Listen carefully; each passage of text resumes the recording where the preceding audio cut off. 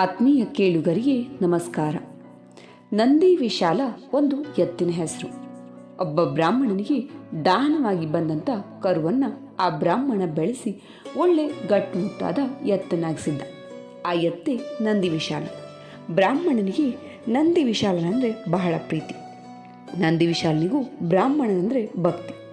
ತನ್ನನ್ನು ಬೆಳೆಸಿ ಸಾಕಿ ಸಲಹಿ ದೊಡ್ಡವನಾಗಿ ಮಾಡಿದ್ದಕ್ಕೆ ಏನಾದರೂ ಒಂದು ಉಪಕಾರ ಮಾಡಬೇಕು ಅಂತ ನಂದಿ ವಿಶಾಲ ಒಂದಿನ ಬ್ರಾಹ್ಮಣನ ಹತ್ತಿರ, ಒಡೆಯ, ನೀನು ಹಿಂದೆ ಈ ಊರಿನ ಶ್ರೀಮಂತ ಕವಾರ್ತಕ ದನಸೆಟ್ಟಿಯ ಬಳಿ ಹೋಗಿ ನನ್ನ ಬಳಿ ಇರುವ ಎತ್ತು ಭತ್ತದ ಮೂಟೆಗಳನ್ನು ತುಂಬಿದ 100 ಗಾಡಿಗಳನ್ನು ಎಳೆಯಬಲ್ಲದು, ಬೇಕಿದ್ರೆ ಪರೀಕ್ಷಿಸು ಅಂತ 1000 ಹೊನ್ನಿನ ನಾಣ್ಯಗಳಿಗೆ ಪಂಥ ಕಟ್ಟಿ ಬಾ ಅಂತ ಹೇಳ್ತು.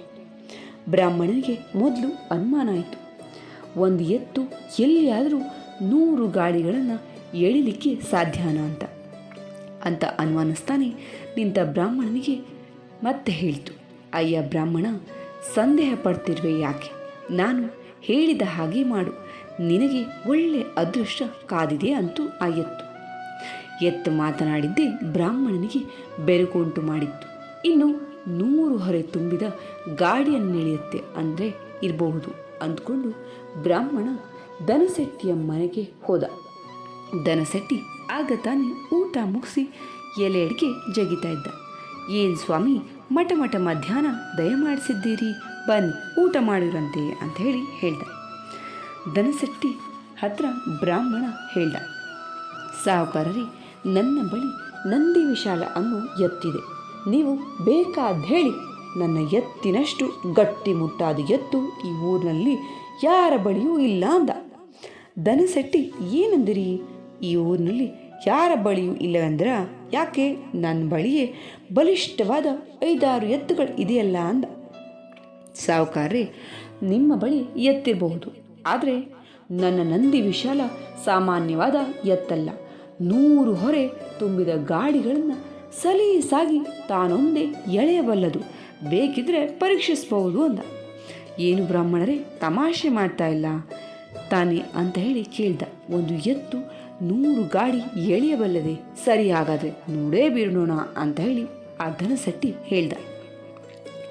ಶ್ರೀಮಂತ ಹೀಗೆ ಹೇಳಿ ಬ್ರಾಹ್ಮಣನ ಕರೆಗೆ ಒಪ್ಪಿಟ್ಟಿದ್ದ.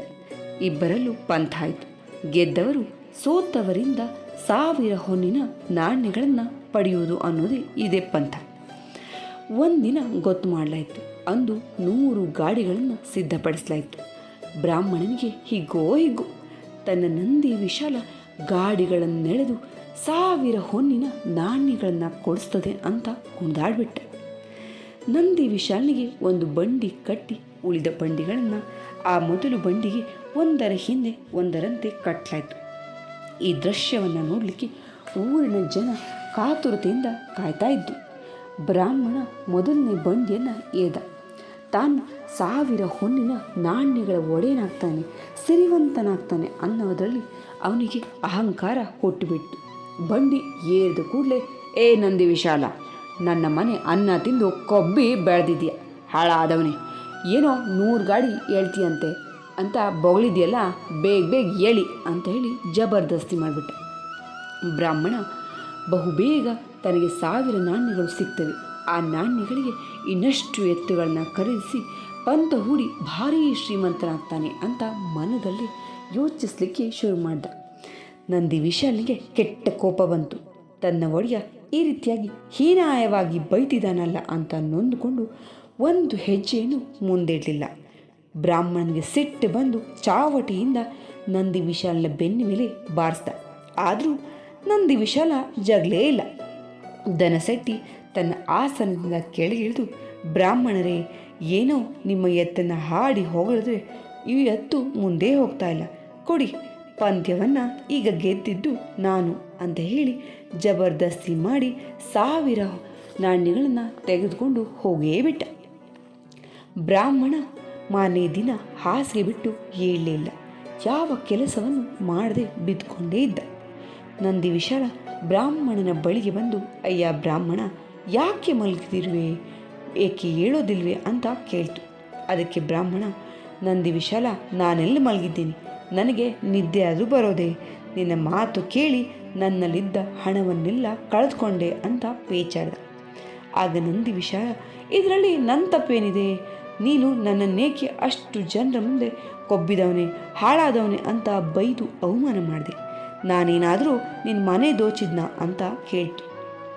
ಆಗ ಬ್ರಾಹ್ಮಣನಿಗೆ ತಾನು ಮಾಡಿದ್ದು ತಪ್ಪು ಅಂತ ತಿಳಿತು. ಆದರೆ ನಂದಿ ವಿಶಾಲ ಮತ್ತೆ ಯಜಮಾನಿಗೆ ಹೇಳ್ತು, ಏನಾಯಿತು ಅಂತ ಈ ರೀತಿ ಹೇಳ್ತಾ ಇದೀಯಾ? ಮತ್ತೆ ಹೋಗಿ ಆ ಸಾಹುಕಾರನ ಬಳಿ ಪಂಥವನ್ನು ಕಟ್ಟು. ಈ ಬಾರಿ 2,000 ಹೊನ್ನನ ಪಂಥವನ್ನು ಕಟ್ಟು ಅಂತ ಹೇಳ್ತು. ಬ್ರಾಹ್ಮಣ ಮತ್ತೆ ದನಸಟ್ಟಿಯ ಮನೆಗೆ ಹೋಗಿ ಮತ್ತೊಮ್ಮೆ ಪಂಥವನ್ನು ಕಟ್ಟ. ದನಸಟ್ಟಿಗೆ ಆಶ್ಚರ್ಯ ಆಯಿತು. ಇವನೇನೋ ಬ್ರಾಹ್ಮಣ ಮೂರ್ಖನಿರಬೇಕು ಅಂಥೇಳಿ ಪಂಥವನ್ನು ಕಟ್ಟ. ಮಾರನೇ ದಿನ 100 ಗಾಡಿಗಳು ಸಿದ್ಧವಾಯಿತು. ಭತ್ತದ ಮೂಟೆಗಳಲ್ಲಿ ಪ್ರತಿ ಗಾಡಿಗೂ ತುಂಬಲಾಯಿತು. 100 ಜನ ಸೇರಿದರು. ಬ್ರಾಹ್ಮಣ ನಂದಿ ವಿಶಾಲಿಗೆ ಹುಮಾಲೆಯನ್ನು ಹಾಕಿ ಪ್ರೀತಿಯಿಂದ, ಅಯ್ಯ ನಂದಿ ವಿಶಾಲ, ನೀನು ನನ್ನ ಪ್ರೀತಿಯ ಪಾತ್ರಧಾರಿ. ನಿನ್ನ ಸಾಮರ್ಥ್ಯಶಾಲಿ ಎಷ್ಟು ಅನ್ನೋದು ಇವರಿಗೆ ತೋರಿಸು ಅಂತ ಹಾಡಿ ಹೊಗಳಿ ಕೇಳ್ಕೊಂಡ. ಆಗ ನಂದಿ ವಿಶಾಲ ಒಂದೇ ಏಟಿಗೆ ಎಲ್ಲ ಗಾಡಿಗಳನ್ನು ಎಳಿಲಿಕ್ಕೆ ಆರಂಭ ಮಾಡ್ತು. ತದನಂತರದಲ್ಲಿ ದನಸೆಟ್ಟಿ 2,000 ನಾಣ್ಯಗಳನ್ನು ನೀಡಿ ಹೊರಟೋಗ್ಬಿಟ್ಟ. ಬ್ರಾಹ್ಮಣನಿಗೆ ಹೀಗೂ ನಂದಿ ವಿಶಾಲನೊಡನೆ ತನ್ನ ಮನೆಯನ್ನು ಸೇರಿದ. ಆತ್ಮೀಯರೇ, ಈ ಕತೆ ಹೇಳಲಿಕ್ಕೆ ಕಾರಣ ಇಷ್ಟೇ. ನಾವು ಬೇರೆಯವರಿಗೆ ಗೌರವವನ್ನು ನೀಡಿ ಗೌರವವನ್ನು ಪಡಿಬೇಕು. ನಾವೇ ಶ್ರೇಷ್ಠರು ಅನ್ನೋ ಅಹಂಕಾರವನ್ನು ಬಿಡಬೇಕು. ಪ್ರತಿಯೊಬ್ಬ ಮನುಷ್ಯನಿಗೂ ಅವನದೇ ಆದ ಸ್ವಗೌರವ ಅನ್ನೋದು ಇರುತ್ತೆ. ನಾವು ಅವರನ್ನು ತುಚ್ಛವಾಗಿ ಕಂಡರೆ ಅವರು ತಮ್ಮ ಕೃತಿಯಲ್ಲಿ ನಮ್ಮನ್ನು ತುಚ್ಛವಾಗಿ ಕಾಣ್ತಾರೆ ಅಂತ ಹೇಳಲಿಕ್ಕೆ ಈ ಕಥೆಯನ್ನು ಹೇಳಿದೆ. ಕತೆ ಇಷ್ಟ ಆಯಿತು ಅಂತ ಭಾವಿಸ್ತೀನಿ. ಕೇಳಿದ್ದಕ್ಕೆ ಧನ್ಯವಾದ.